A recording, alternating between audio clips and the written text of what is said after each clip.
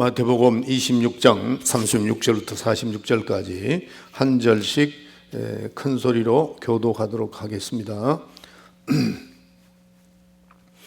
이에 예수께서 제자들과 함께 게세마니라는 곳에 이르러 제자들에게 이르시되 내가 저기 가서 기도할 동안에 너희는 여기 앉아 있으라 하시고 베드로와 세베대의 두 아들을 데리고 가실새 고민하고 슬퍼하사 이에 말씀하시되 내 마음이 심히 고민하여 죽게 되었으니 너희는 여기서 머물러 나와 함께 깨어 있으라 하시고 조금 나아가사 얼굴을 땅에 대시고 엎드려 기도하여 가라사대 내 아버지여 만일 할만하시거든 이 잔을 내게서 지나가게 하옵소서. 그러나 나의 원대로 마옵시고 아버지의 원대로 하옵소서 하시고 제자들에게 오사 그 자는 것을 보시고 베드로에게 말씀하시되 너희가 나와 함께 한 시간 동안 이렇게 깨어 있을 수 없더냐. 시험에 들지 않게 깨어 있어 기도하라. 마음에는 원이로되 육신이 약하도다 하시고 다시 두 번째 나가 기도하여 가라사대 내 아버지여 만일 내가 마시지 않고는 이 잔이 내게서 지나갈 수 없거든 아버지의 원대로 되기를 원하나이다 하시고 다시 오사 보신즉 저희가 자니 이는 저희 눈이 피곤함일러라. 또 저희가 저희를 두시고 나가 세 번째 동일한 말씀으로 기도하신 후 이에 제자들에게 오사 이르시되 이제는 자고 쉬라. 보라 때가 가까웠으니 인자가 죄인의 손에 팔리우느니라. 46절 다 같이 하겠습니다. 시작. 일어나라 함께 가자. 보라 나를 파는 자가 가까이 왔느니라. 다시 한번 기도합시다. 하나님 감사합니다. 부족한 종을 단에 세워주셨사오니 입술에 기름을 부으사 말씀의 능력과 지혜와 권능을 주셔서 하나님 말씀을 잘 대언하게 하시고 듣는 모든 무대의 성령으로 들어 그 말씀이 생명의 양식이 되게 해 주시옵소서. 하나님 아버지 우리는 오늘 말씀을 듣고 그 말씀을 붙들고 또 한 주간 살아가야 될 텐데 생명의 말씀으로 승리하는 삶이 되게 해 주시옵소서. 예수의 이름으로 기도하옵나이다. 아멘. 오늘 하나님의 말씀 마태복음 26장 36절부터 46절에 있는 말씀을 가지고 하나님께 겸손히 엎드리자 하는 제목으로 여러분에게 말씀드리기를 원합니다. 하나님은 온전하신 하나님입니다. 온전하시다. 하나님은 온전하신 분인데 그러므로 말미암아 하나님이 말씀하시기를 내가 온전하니 너희도 온전하라 그렇게 말씀하고 있습니다.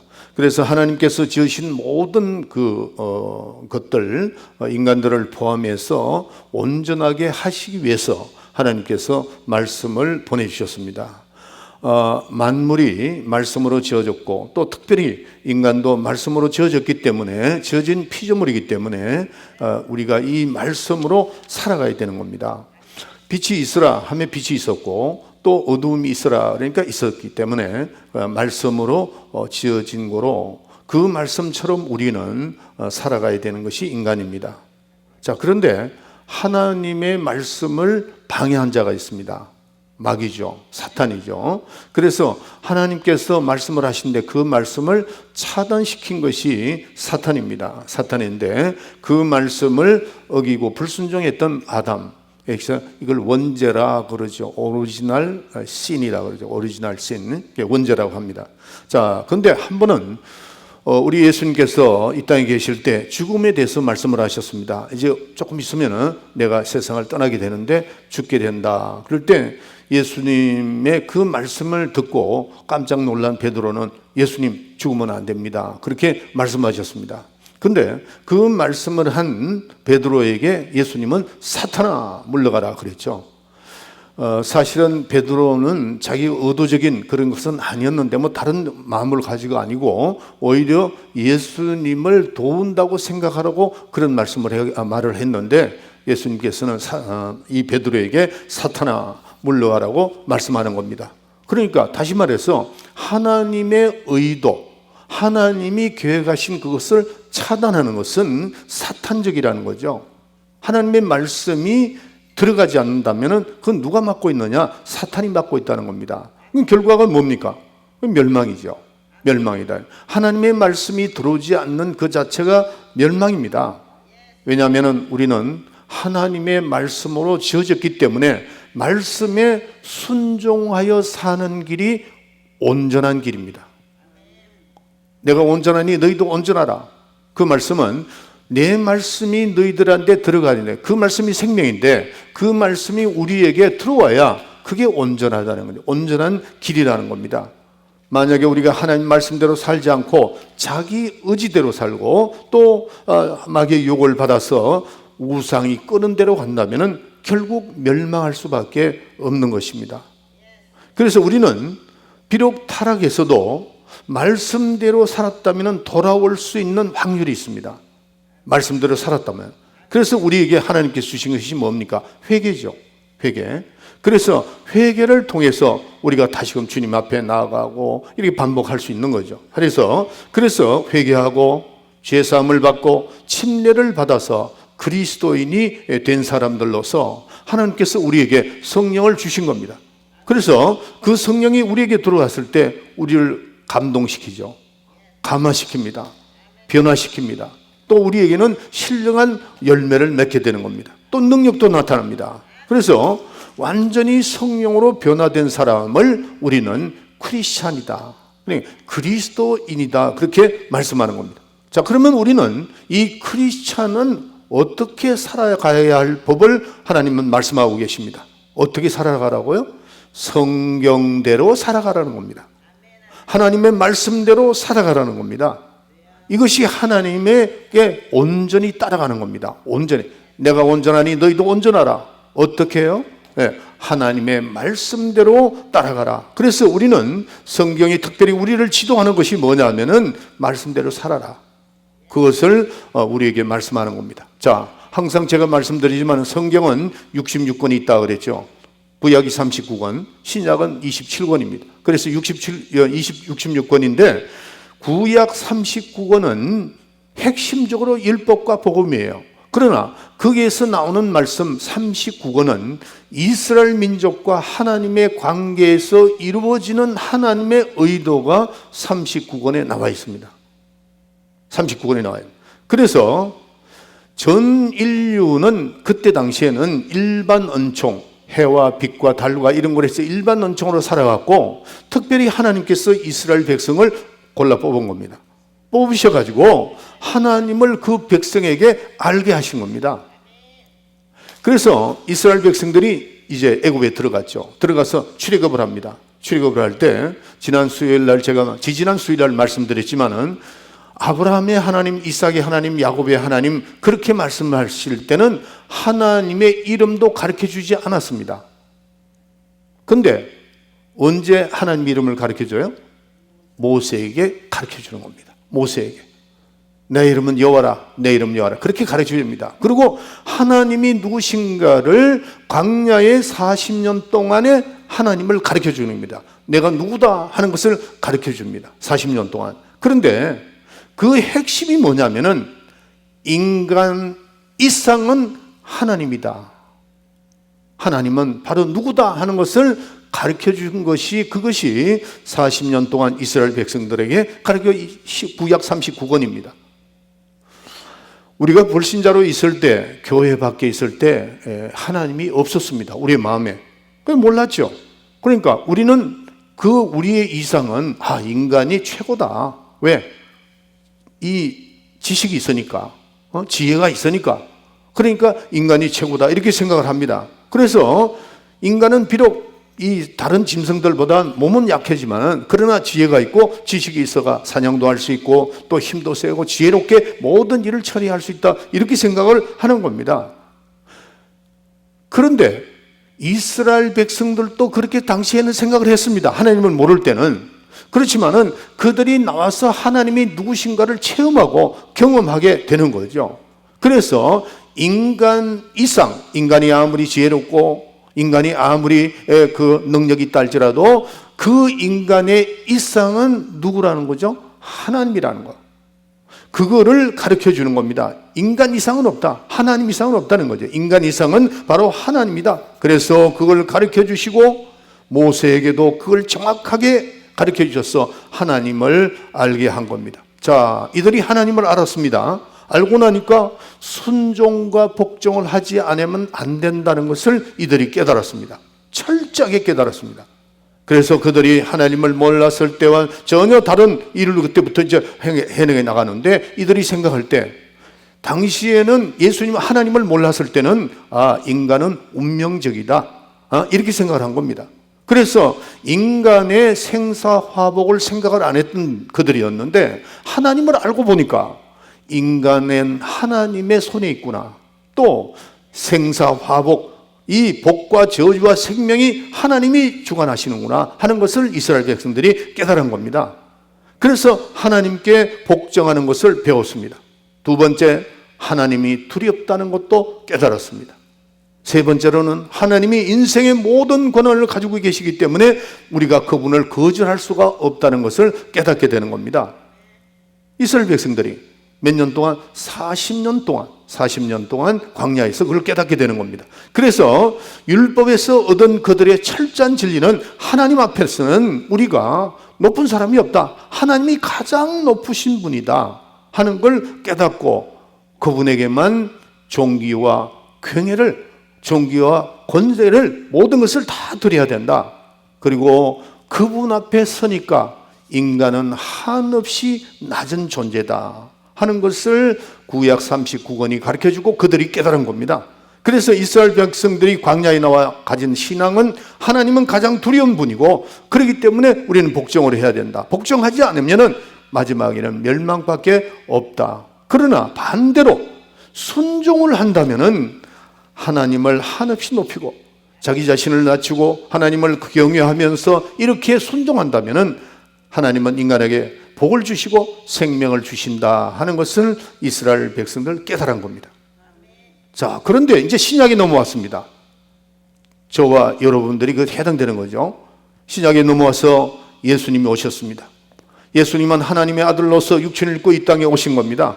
자, 예수님이 오셔서는 하나님이 과거에는 이스라엘 백성들을 사랑하고 선택하셨는데 신약에 와서 예수님이 오심으로 말미암아 그때부터는 이스라엘 민족도 포함이 되지만은 전 세계, 그러니까 아브라함이라 아니고 아브라함, 열방의 아버지, 아브라함은 하나의 자기 가족적인 그런 분위기에서 아브라함하고 틀린 듯이 우리는 과거에는 하나님이 이스라엘 백성들을 선택하셔서 사용하셨고 이제는 그 복음이 이제 전파되는 거죠. 복음이 언제부터 시작된다고요? 예수님이 오신부터 시작이 되는 겁니다. 이스라엘 민족과 전 세계 민족을, 온 세상에 하나님을 알게 하는 겁니다. 그게 복음입니다.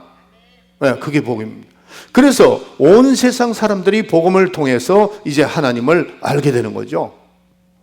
그런데 우리는 예수 그리스도를 통해서 어떻게 알았느냐? 하나님을, 구약 사람들은 율법을 통해서 하나님이 가장 높은 분이라는 걸 알았지만은 신약에 사는 저와 여러분들은 예수님을 통해서 하나님이 가장 높은 분이시다는 걸 깨닫게 된 겁니다. 그래서 우리가 예수를 믿고 난 다음에 우리를 하나님 아버지라고 그러죠. 구약 시대 사람들은 하나님을 아버지라고 얘기를 하실 수가 없었어요. 그러나 신약에 사는 저와 여러분들은 예수를 믿고 거듭났기 때문에 하나님을 가장 높으신 분인데 그분이 누구냐? 우리 아버지라는 거예요. 이거를 우리가 예수 그리스도를 통해서 깨달은 겁니다. 하나님 아버지, 가장 높으신 분, 유일하신 분. 수요일날 성경 공부 때 말씀드렸죠. 하나님은 유일하시는데 여러분들도 유일한 분입니다. 세상에서 한 사람밖에 없는 유일한 분인데 하나님으로서, 신으로서 유일하신 분이라는 거예요. 그분이 누구라고요? 하나님이시다는 거예요. 하나님. 그거를 깨닫게 됩니다. 누구를 통해서? 예수 그리스도를 통해서. 하나님은 아버지시다. 하나님은 가장 높으신 분이다. 하나님은 유일하신 분이다. 이걸 깨닫게 된 겁니다. 여러분들, 우리는 율법을 어디에 새겼다고 그랬죠? 돌비석에 새겼습니다. 그런데 신약에 와서 은혜와 진리는 어디에 새겼죠? 예수님의 몸에 새긴 겁니다. 그게 벌써 차이가 너무 많이 나는 겁니다. 율법 은혜와 구약의 39권, 27권을 보면 핵심이 율법과 복음인데 그 율법은 돌비석에 새겼고 은혜와 진리는 어디에 새겼다고요? 예수님의 몸에 새겼습니다. 이스라엘 민족은 돌비석에 새겨진 율법을 따라서 어떻게 했죠? 두려움을 알았습니다. 하나님이 어떤 분인가를 두려움을 알고 그를 복종해 나갔습니다. 그러나 우리는 그리스도 예수에게 그 몸에 새겨진 은혜와 진리 가운데 그로 인하여 인도함을 받음으로 어떻게 된다고요? 생명과 영광을 얻게 되었다는 거죠. 차이가 이만큼 납니다. 이렇게 다릅니다. 그러니까 그게 복음이에요. 율법을 복음이라고 하지 않았습니다. 신약에 와서 예수에게 새겨진, 예수의 몸에 새겨진 은혜와 그 진리, 그거를 받아들임으로 인해서 그게 복음입니다. 가장 하나님은 높으신데 누구로 알았죠? 아버지로 알았다는 거예요. 아버지로. 예. 그래서 우리는 그리스도의 몸에 새겨진 그 진리를 순종하여 우리는 그리스도로 모시고 내 몸에 모시고 내 영속에 모시고 살아가는 겁니다. 이스라엘 백성들은 돌빅에 새겨진 율법대로 복종하고 살아가고 우리는 예수님을 몸에 모시고 순종하고 살아가는 겁니다. 할렐루야. 그래서 우리는 교회라고 하는 겁니다. 교회는 예수의 이름이 있는 곳이 교회예요. 교회는 예수님의 몸이요, 예수님의 뭐라 그랬죠? 머리라고 그랬어요. 네, 교회는 뭐라고요? 예수님의 몸이요, 예수님의 머리다. 그렇기 때문에 교회라고 하는 것은 예배당이 아니고 그분의 이름을 모신 그분의 몸이라는 것을 아셔야 됩니다. 우리가 그분을 모시고 있다는 거예요. 교회가. 이게 얼마나 거룩합니까? 얼마나. 이 몸된 교회, 주님을 모시고 있으니까 머리 되시고 교회 머리 되시고 교회 몸 되시는 그분을 모시고 있으니까 우리가 얼마만큼 거룩해야 된다는 걸 알 수가 있잖아요. 우리가 얼마만큼 축복이라는 것을 알 수가 있다고요. 그러면은 그리스도의 몸된 교회는 여러분입니다. 왜? 주님을 모시고 있기 때문에. 왜? 주님을 내가 모시고 그분과 따라 그분의 말씀에 순종하고 있기 때문입니다. 그런데 주님의 몸은 어떠한 몸이 모습일까? 그걸 아셔야 돼요. 이 교회는 어떤 모습이 되어야 되느냐는 거죠. 주님의 모습이 나타나야 됩니다. 그렇죠? 왜? 주님을 내가 모시고 있으니까. 여러분들을 모시고 있고. 그래서 주님을 모시고 있는 모든 사람이 모인 교회, 그것이 교회입니다. 그러니까 우리의 모습 속에서 뭐가 나타나야 되죠? 그리스도의 모습이 나타나야 된다. 그리스도의 모습이. 그것이 나타내야 되는데, 그래서 예수님께서 뭐라고 말씀하시냐면 나를 본 자는 아버지를 보았다. 그렇게 말씀하는 겁니다. 예수님의 몸은 예수님의 몸, 아버지의 뜻대로 하나님을 의도를 잘 보여주는 예수님의 모습입니다. 그 모습이 언제 나타났다고요? 그리스도께서 겟세마네 동산에서 그가 아버지 앞에 기도하심으로 말미암아 자기의 모습을 우리에게 분명하게 보여주셨습니다. 몸부림치면서 하나님의 뜻을 이루기 위하여 자기 자신을 낮추시고 몸부림치고, 그분이 하나님이십니다. 그분이 하나님의 아들이세요. 그렇지만은 하나님 아버지 앞에서 자기의 그 모습이 바로 우리 오늘날 이 교회의 모습이 되어야 된다는 거죠. 교회의 모습은 그리스도의 모습이 나타나야 됩니다. 여러분들이 교회의 몸이니까 주님을 모시는 교인이기 때문에 어떻게 나타나야 돼요? 그리스도의 모습이 나타나야 된다 하는 겁니다. 그래서 우리는 예수 믿지 않을 때는 기도와 예배를 드리지 않았습니다. 그렇지만은 우리는 예수를 믿고 난 다음에 기도와 예배를 드립니다. 왜 그럴까요? 그 기도 속에서, 예배 속에서 무엇이 나타나느냐 하는 것을 오늘 좀 말씀드리길 원합니다. 자, 기도라는 것이 뭐냐 하는 거죠. 내가 기도할 때에 기도는 하나님 앞에서 자기 자신을 가장 낮추는 행위가 기도입니다. 겟세마네 동산에서 예수님이 어떻게 기도하셨어요? 몸부림치면서 우리를 구원하시게 이 잔을 나에게서 면하게 해달라고 간절히 기도하죠. 그분이 하나님이신데, 그분이 하나님의 아들이신데, 그러나 내 뜻대로 마옵시고 아버지의 뜻대로 행하시옵소서 하고 자기를 끝까지 낮추시잖아요. 동등, 하나님과 동등됨을 취하지 여기지 아니하시고 그랬죠. 히브리서에 보면은 하나님과 동등됨을 취할 수가 있어요. 그러나 자기를 낮추시며 아버지께 그 기도하는 그 모습이 교회의 모습이고 여러분과 우리의 모습이 되어야 된다는데, 그런데 기도라는 것은 자기를 가장 낮추는 것입니다. 기도하는 사람이 자기를 높이는 사람이 있을까요? 없습니다. 만약에 그걸 그렇다면은 기도하면서 자기를 높인다면은 그 사람은 기도가 잘못된 겁니다. 히브리서 5장 7절에 보면은 그는 육체에 계실 때 자기의 자기를 죽음에서 능히 구하실 이에게 심한 통곡과 눈물로 간구와 소원을 올렸고 그의 경유하심을 인하여 들으심을 얻었느니라 그랬어요. 겟세마네 동산에 주님의 모습은 처절했죠. 자기를 낮추시고 끝까지 아버지를 높이시고 자기를 낮추신 그 모습, 자신과 하나님과를 비교한 겁니다. 어떻게 비교했느냐? 하나님은 가장 높으신 분이다. 완전하신 분이시다. 전능하신 분이다. 이렇게 낮추게 되는 겁니다. 여러분들, 우리가 기도하는 사람은요, 항상 하나님과 내 자신을 비교해야 돼요. 어떻게 비교하느냐? 하나님은 가장 높으신 분이다. 전능하신 분이다. 완전하신 분이다. 그리고 자기는 낮추는 겁니다. 나는 연약합니다. 나는 하나님의 도움이 없이는 살 수가 없는 존재입니다. 라고 기도를 해야 된다 하는 겁니다. 만약에 기도하는데 자기 자신을 낮추지 않으면 하나님은 그 기도를 외면하십니다. 기도 듣지 않습니다. 성경 말씀이 나오죠. 예수님께서 말씀하시기를 기도가 있다 그랬어요. 바리새의 기도가 있고 세리의 기도가 있다 그랬어요. 그런데 하나님은 이 바리새인의 기도를 듣지 않는다 그랬어요. 왜 그랬을까요? 자기를 높였거든요. 하나님, 나는 일주일에 한 번씩 금식했습니다. 11조도 했습니다. 도와주기도 했습니다. 그러면서 자기를 높이는 거죠. 하나님 앞에. 그런데 세리는 어떤 기도였습니까? 자기를 낮추는 기도에서 나는 죄인입니다 하고 기도한 그 세리의 기도를 하나님은 들으셨지 바리새인의 기도는 듣지 않으셨다고 말씀하고 있는 겁니다. 바리새인의 기도는 나는 죄인입니다.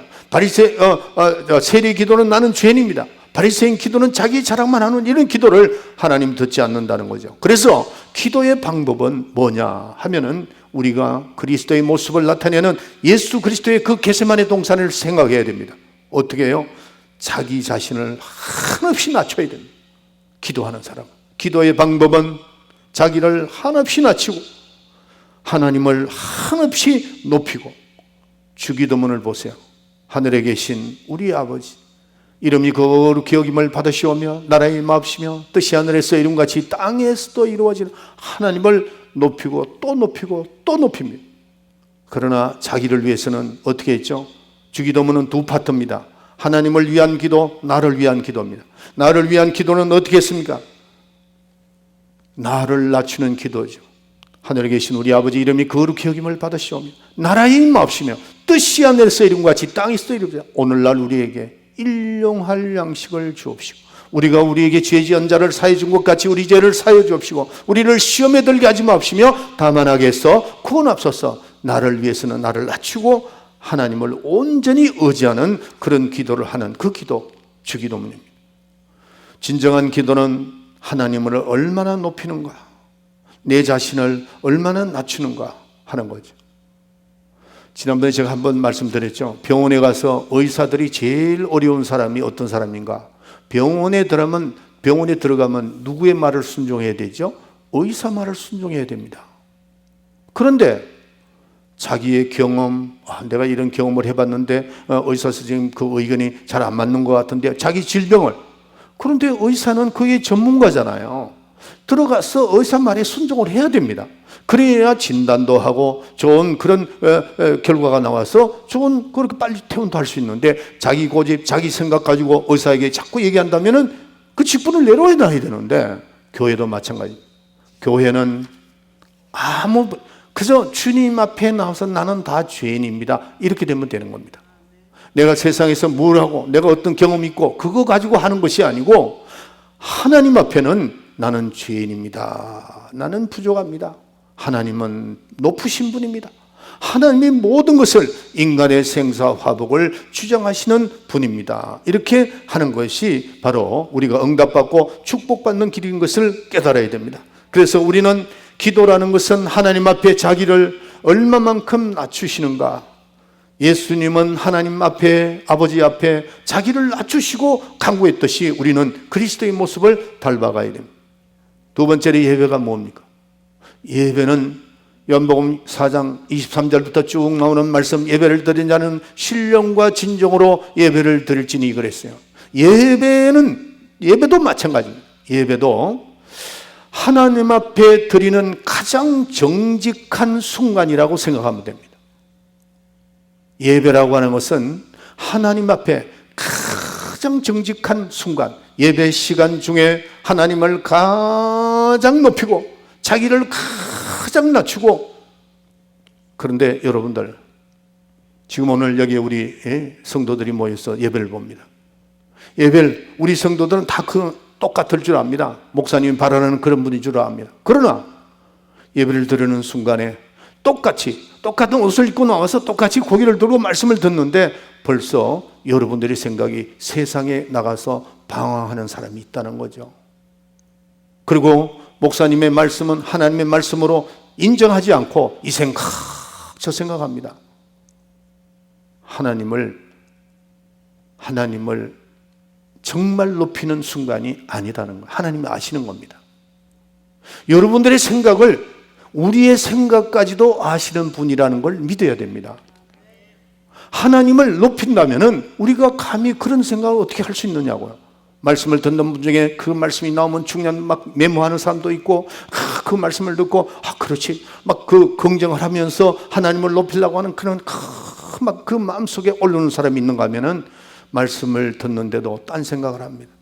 벌써 세상 집에 별 것도 아닌데 계속 그 생각하는 그 생각을 가지고 있는 그 사람의 모습, 하나님이 보실 때 어떻게 보겠느냐는 거죠. 그게 교만입니다. 하나님을 이스라엘 백성들은 두려워했거든요. 우리도 하나님을 두려운 마음을 가져야 돼요. 신약에 왔다고 해서 하나님은 사랑이시기 때문에 그렇게 하면 안 됩니다. 두려운 마음이 있지만은 우리가 사랑하는 주님이 우리를 사랑하는 그 마음으로 우리는 존경하는 겁니다. 찬양과 존귀와 영광을 세세 무국토록 받으시기에 합당하신 그 예배를 지금 드리고 있다고요. 그럴 때 여러분들이 말씀을 듣는 가운데, 찬양을 하는 가운데, 기도하는 가운데 그 높으신 분을 향해서 예배를 드리고 찬양을 드리고 대표기도 하고, 그 다음에 찬양의 대원들이 찬양할 때도 하나님 앞에 올려가려고 하는 그 예배를 드리는 그 모습을 볼 때에, 그게 겟세마네 동산에서 예수님이 아버지께 드린 그 모습이 우리의 모습이 되어야 된다는 겁니다. 할렐루야.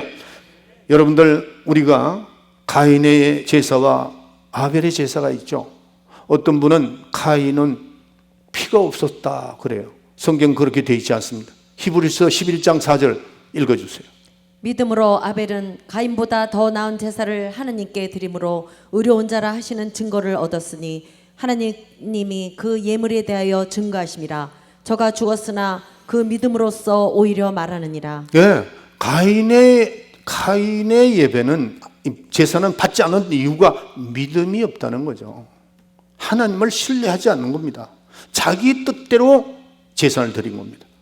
하나님 그건 받지 않는다는 거죠. 믿음이 없었다는 거죠. 믿음으로 한 제사와 믿음이 없는 제사, 여러분이 똑같이 여기 앉아 계시지만은 너는 지금 예배를 보는 게 가인의 예배를 드리고 있구나, 너는 아벨의 예배를 드리고 있구나, 하나님은 알고 계신다는 거죠. 하나님은 구분하시는 겁니다. 그래서 우리 자신은 하나님 앞에 어떻게 해야 되느냐? 하나님을 한없이 높여야 됩니다.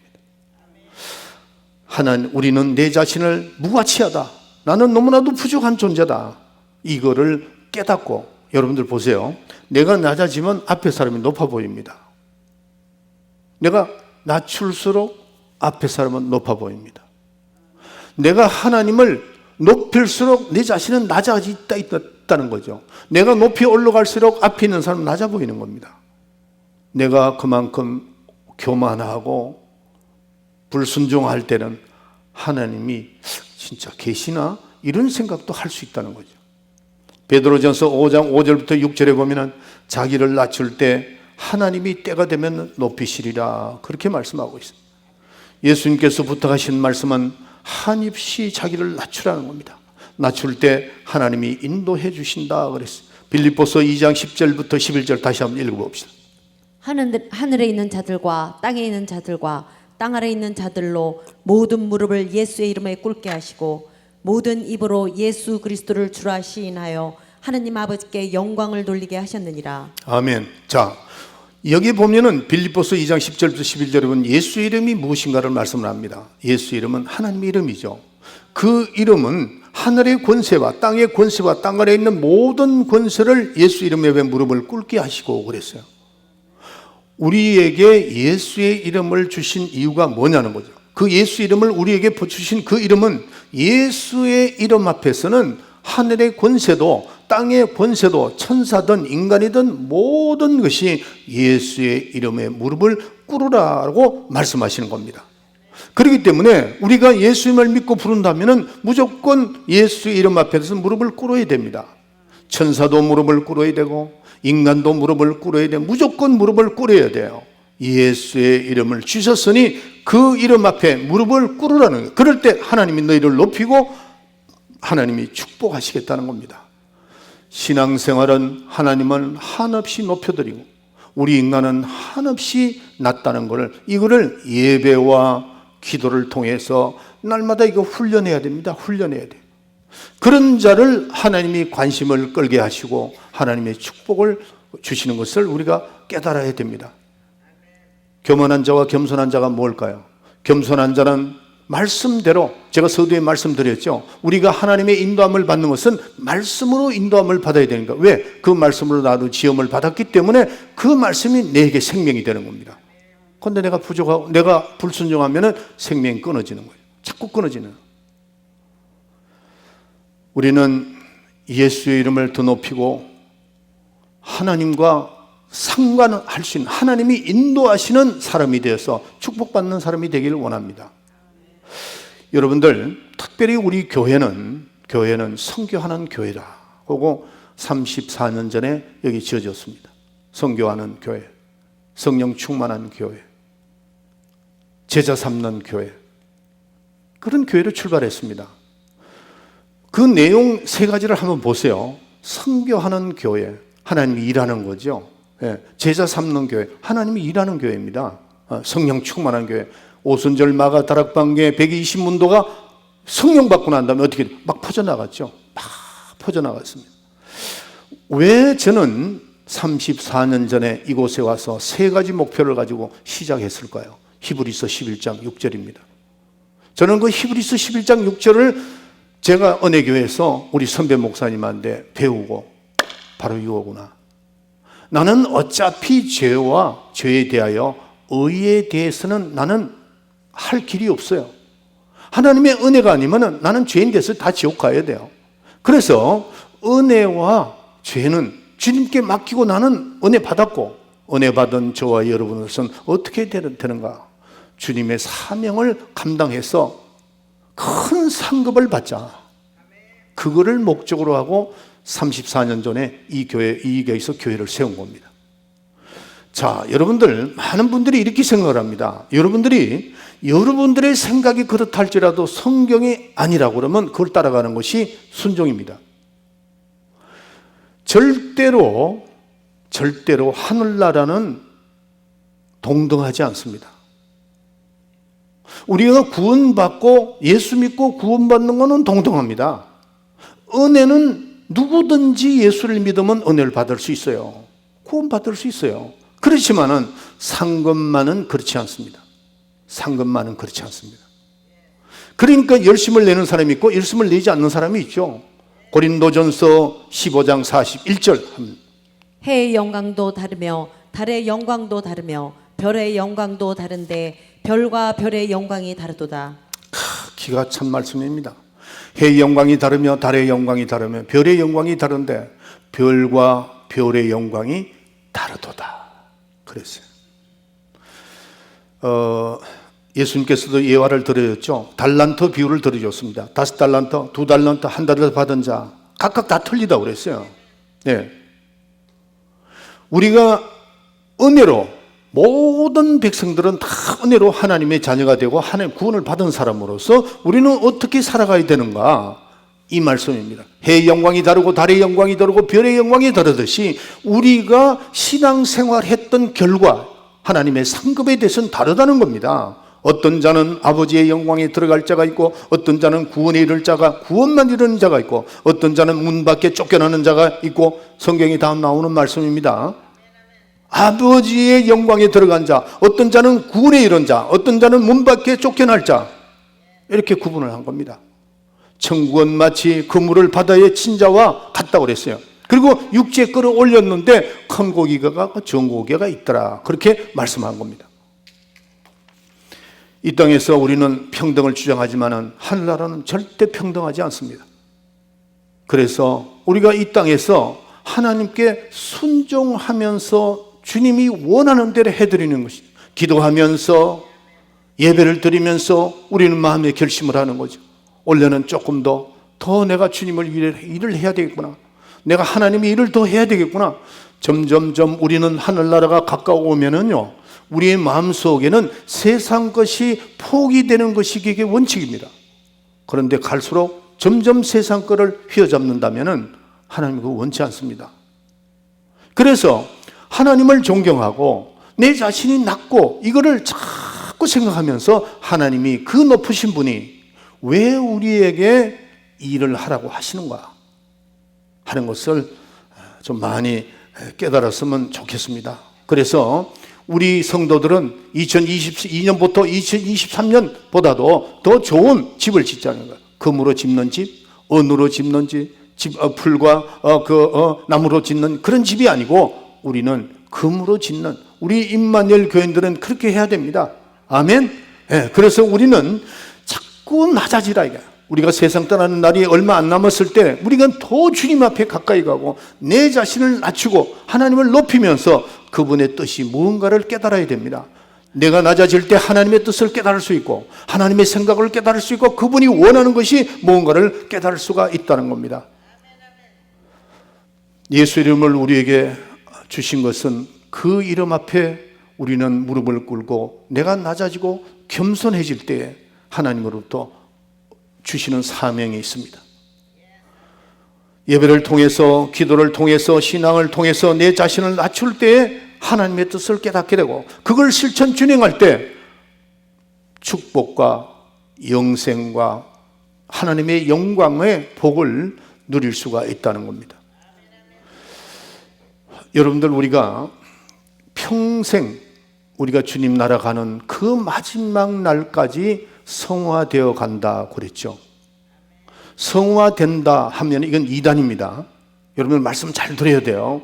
예수 믿고 여러분 다 성화되었습니다 그러면 그건 이단입니다.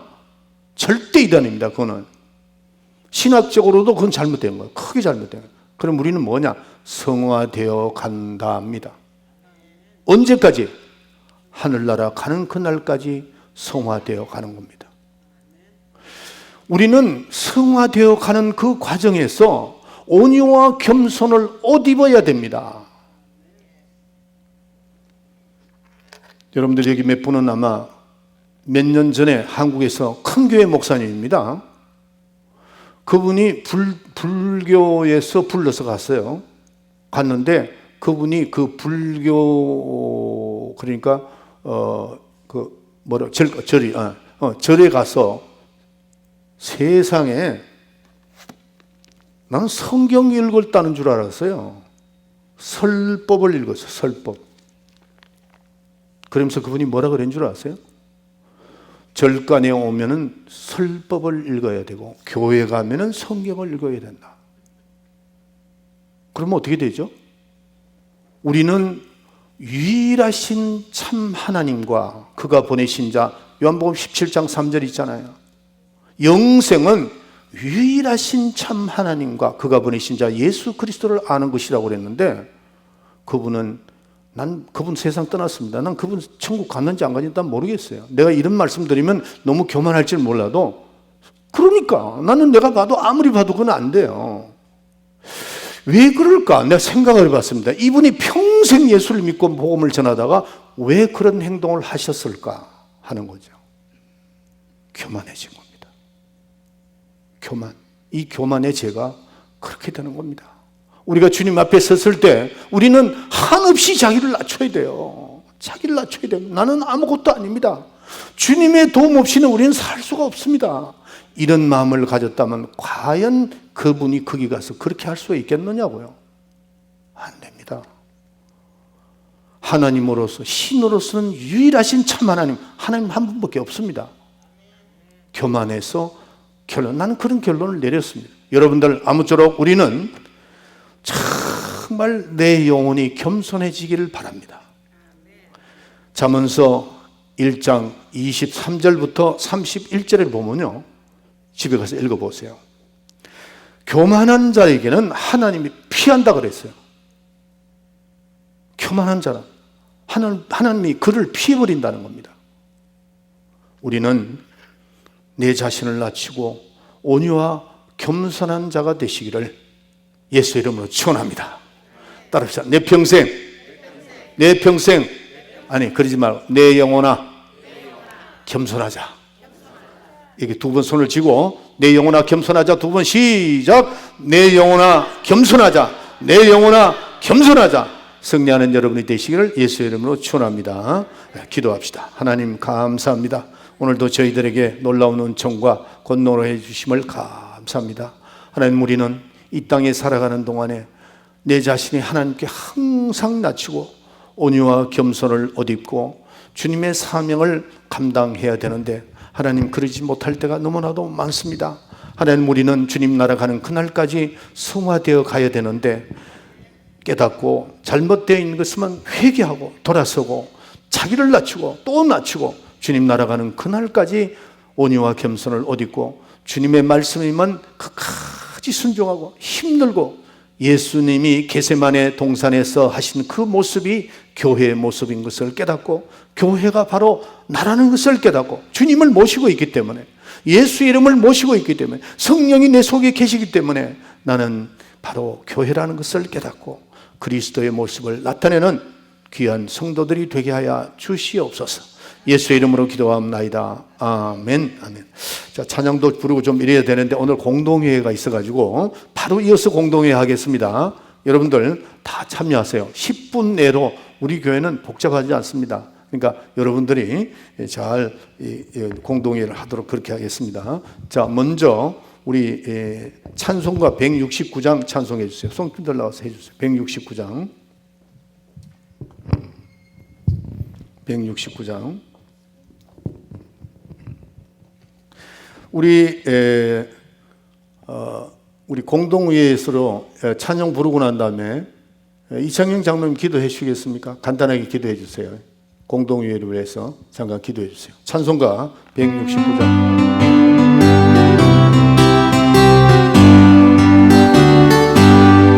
강물과 지으는 기쁨 성령과 임합이라 성령한 마음 영원하도록 주의 복전 내겠네 주님 주시는 참된 평화가 내 맘속에 넘치네 주의 말씀이 거센 풍랑도 잠잠하게 되도록 나의 생명 소생케 되어 성령이 마시니라 모르고심 서름 사라져 주의 평안 넘치네 주님 주시는 참된 평화와 내 맘속에 넘치네 주의 말씀에 거센 풍랑도 잠잠하게 되도록 하늘에서 강비 내리고 햇빛 찬란함같이 우리 마음에 성령이만이 주님 보내시니라 주님 주시는 참된 평화가 내 맘속에 넘치네 주의 말씀에 거센 풍랑도 잠잠하게 되도록 기도해 주세요. 다 같이 기도합시다. 하나님 아버지 감사합니다. 아멘. 예배를 통해서 우리의 그 생명의 말씀을 주시고 예배 후에 공동회의를 개최하게 되었습니다. 감사합니다. 우리 인간의 생각이 아닌 하나님의 그 생각으로 모든 순서가 진행되기를 원합니다. 주님의 은혜가 임하게 하여 주옵소서. 성령 충만하게 하시고 우리 전 교인이 예상과 결산에 대해서 모두 인식하고 앞으로 우리 교회의 발전을 위해서 모든 문제들을 주님의 이름으로 운영하기를 바랍니다. 주님 역사하여 주옵소서. 아멘. 예수 이름으로 기도합니다. 아멘. 아멘. 아멘. 자, 하나님 말씀 간단하게 한 곳에 보겠습니다. 마태복음 14장 14절부터 제가 봉독해 드리겠습니다. 예수께서 나오사 큰 무리를 보시고 불쌍히 여기사 그 중에 있는 병이를 고쳐주시니라. 저녁이 되며 제자들이 나와 가로되 이곳은 빈들이요 때도 이미 저물었으니 무리를 보내어 마을에 들어가 먹을 것을 사 먹게 하소서.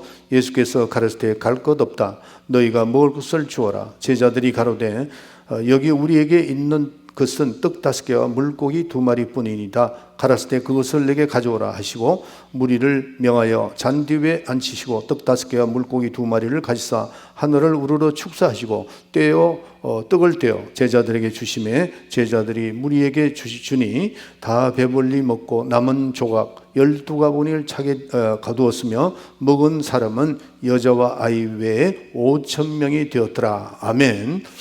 오늘 이제 우리 그 공동회의 시작하면서 잠깐 말씀을 드리길 원하는데 오병이에 대한 말씀을 드렸습니다. 길게 말씀드리지 않겠습니다. 그 보리떡 5개 물고기 2마리가 어디 손에 올라갔죠? 주님의 손에 올라갔습니다. 주님의 손에 올라갔는데 절 보세요. 주님이 떡을 나눠주지 않았습니다. 어떻게 했죠? 주님의 손에 그냥 예수님은 축사만 하신 겁니다. 하시고 그걸 누구 손에? 제자들 손에 넘겨줬고 제자들이 그걸 뗄 때에 이적이 일어난 겁니다. 보리떡 5개와 물고기 2마리. 이 말씀은 지금 우리에게 큰 교훈을 주는 것이 있습니다. 우리가 이제 인간의 삶을 살 때 물질이 필요하잖아요. 물질이 필요합니다. 꼭 필요합니다. 나는 우리 교인들이 정말 좀 잘 되기를 원합니다. 다른 어떤 가정보다도 사업도 잘 되고 또 건강하시길 원하고 다 그렇게 축복이 있으니까요. 근데 그 방법을 아셔야 돼요. 방법이 뭐냐면은 우리가 왜 11조를 드리느냐면은 하나님께서 11조는 내 거라고 그랬죠. 그럼 그거를 손에 올려놓으면은 하나님께서 그를 축사하시고 그게 다시 돌아온다는 겁니다. 그게 의와 인과 신을 믿어라. 신이 뭐죠? 신뢰할 실자거든요. 하나님을 신뢰해라. 너희들이 11조를 내고 다시 돌아온다는 걸 기억하라. 이거 믿음을 가지라는 거죠. 그래서 우리 손에 들려있는 것이 아니고 주님 손에 올려놓았을 때 주님이 축사하시고 난 다음에 그때부터는 어떻게 돼요? 우리가 움직여 나가면은 그때부터는 이적과 표적과 기사가 나타난다는 거죠. 아멘. 2023년도 여러분들 그렇게 하세요. 여러분의 건강도 주님 손에 올려놓으세요. 여러분의 사건도 주님 손에 올려놓으세요. 물질도 주님 손에 올려놓으세요. 그리고 주님 이걸 어떡하죠? 하나님 도와주세요. 그럴 땐 하나님께서 축사하시고 기도하시고 우리에게 너희들이 뜻대로 한번 해봐라. 그렇게 되는 거죠. 그러면은 하나님께서 어떻게 해요? 지혜를 주시고 건강도 주시고 물질의 축복을 주시는 것을 목사님은요 34년 동안에 나는 너무 많은 체험을 했습니다. 제가 그저께 안목사, 제가 이제 목사들을 자꾸 훈련을 시켜야 되니까 때로는 안목사를 부르고 때로는 세라 목사를 부르고 때로는 이준사를 불러가지고 제가 심어줍니다. 내가 34년 목회하면서 하나님이 나를 터치했던 그거를 말로 다 표현할 수 없다. 내가 마지막에 글을 남기면은 그런 걸 다 표현할 수 있는데 난 너무 많다. 이틀 전에 내가 안목사한테 그랬어요. 안목사도 하나님이 너의 가슴에 터치가 될 수 있도록 그렇게 하라고 내가 그랬어요. 아니 그럼 목사만 하나요? 아닙니다. 주님의 손에 옮겨 놓으라는 거죠. 그렇게 하십시다. 2023년도는 주님의 손에 물질도 올려놓고 여러분의 문제도 올려놓고 여러분의 건강도 올려놓고 기도하는 겁니다. 주님 축사. 우리 기도할 때 하나님께서 축복하셔서 그것이 어떻게 돼요? 다시 돌아오는 겁니다. 그래서 큰 축복을 누리는 여러분이 되시기를 예수 이름으로 축원합니다. 예배를 마치고 돌아가는 우리 사랑하는 성도들 머리 위에 하나님의 은혜가 또한 날마다 우리와 함께 역사하시는 하나님의 능력이 성령과 능력이 충만하고 주님 뜻대로 살기로 마음에 결심하고 돌아가는 우리 사랑하는 성도들 머리 위에 지금으로부터 영원토록 함께 있을지어다. 아멘.